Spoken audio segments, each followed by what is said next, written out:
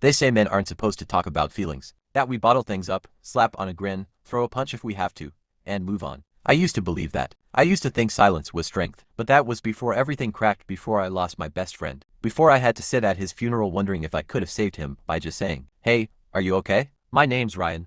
I'm 27 now. But this story starts when I was 14, sitting on a worn-down bench next to a kid named Malik, both of us waiting for our moms to pick us up from basketball tryouts. He was tall, fast, and already dunking while I was still fumbling with layups. But he smiled and said, "Yo, you're scrappy." I like that. That was the beginning of everything. From then on, we were inseparable. We did everything together: ball, games, parties, study sessions that turned into all-nighters filled with energy drinks and trash talk. He was the loud one, the fearless one, the one who could talk his way out of detention or charm his way into extra credit. I was more reserved, more observant, the guy who kept him grounded. He used to say I was his anchor, and I didn't realize until much later how heavy that role really was. In high school, we built this image together: two guys who didn't take life too seriously, who always had each other's backs. We both got scholarships to the same college, different majors but same dorm floor. Everyone saw us as a package deal. But while I stayed focused on school, trying to balance academics and a part-time job, Malik got swallowed by the pressure to be everyone's favorite. He joined a frat, partied hard, and slowly started changing. I saw the signs,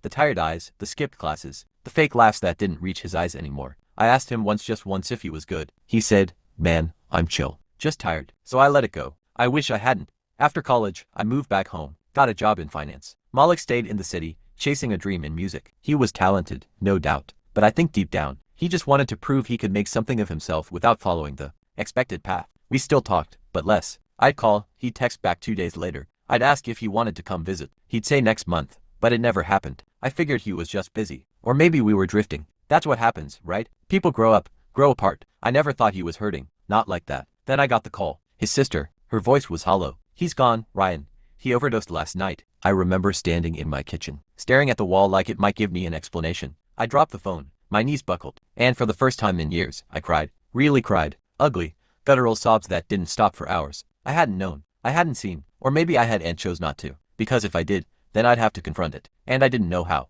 At the funeral, I sat in the front row with his family. His mom clutched my hand so tight I thought it might break. She whispered, "You were his brother." And I felt like a fraud. Because what kind of brother misses the signs? What kind of brother lets someone drown in silence? After the service, I stayed behind. Everyone had left, and it was just me and his casket. I didn't say much. Just, "I'm sorry." I said it over and over, hoping it would travel somewhere he could hear. That week broke something in me. I couldn't go back to work. I couldn't sleep. I started having panic attacks, something I'd never dealt with before. I was ashamed. Ashamed that I was falling apart when everyone expected me to be strong. Ashamed that I couldn't fix anything. Eventually, I started therapy, quietly. No one in my family knows. They wouldn't understand. My dad still believes real men handle things like men, whatever that means. But therapy saved me. It didn't make the pain go away, but it gave it a place to sit. It helped me unravel years of emotional armor. I talked about Malik, about how I envied his charm, about how I sometimes resented being the stable one, about the guilt, so much guilt. And slowly, I began to understand that grief isn't just sadness. It's confusion, anger, regret, 100 questions with no answers, but also love, deep, unrelenting love for someone who meant the world to you. Now, almost 2 years later, I still carry him with me. I visit his grave every month. I leave him a drink we used to share, grape Gatorade, his favorite. I talk to him like he's still around. And maybe he is, in some way. I started volunteering with a local youth group, mentoring teenage boys from under-resourced neighborhoods. I don't pretend to be some wise guru. I just show up. I listen. I ask, "Are you okay?" And then ask again when they lie. I tell them it's okay to cry, to fail, to not be okay. I tell them about Malik, not the overdose, but the kid who could light up a room with a joke. The friend who once stayed up with me all night because I was nervous about a test. The boy who dreamed big and loved bigger. I still miss him every day. There are songs I can't listen to,